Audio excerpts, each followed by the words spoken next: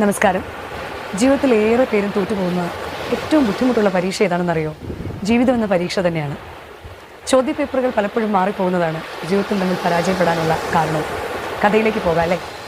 African ഗിരിവർഗ്ഗക്കാരുടെ ഇടയിൽ ഒരു പ്രത്യേക വിഭാഗം ജീവിക്കുന്നത് മുതലവേട്ട നടത്തിയാണ്.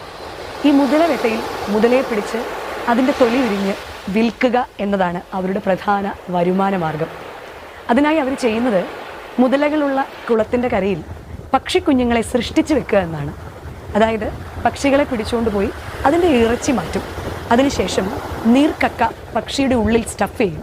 എന്നിട്ട് പക്ഷിയുടെ രൂപത്തിൽ തന്നെ കുളത്തിൻ്റെ കരയിലും കുളത്തിൻ്റെ പല സ്ഥലങ്ങളിലുമായിട്ട് അവർ അതിനെ കൊണ്ടുവയ്ക്കുകയും ചെയ്യും. കഥയറിയാത്ത പാവം മുതല വന്ന് പക്ഷിയാണെന്ന് കണ്ട് അതിനെ പിടിക്കുകയും അതിനെ ഭക്ഷിക്കുകയും ചെയ്യും. പക്ഷി അകത്ത് ചെല്ലും വരെ കുഴപ്പമൊന്നുമില്ലെങ്കിലും നീറ്റുകക്ക ഉള്ളിൽ ചെല്ലുന്ന നേരം മുതൽക്ക് തന്നെ മുതലയുടെ ഉള്ളിൽ വെപ്രാളം തുടങ്ങും.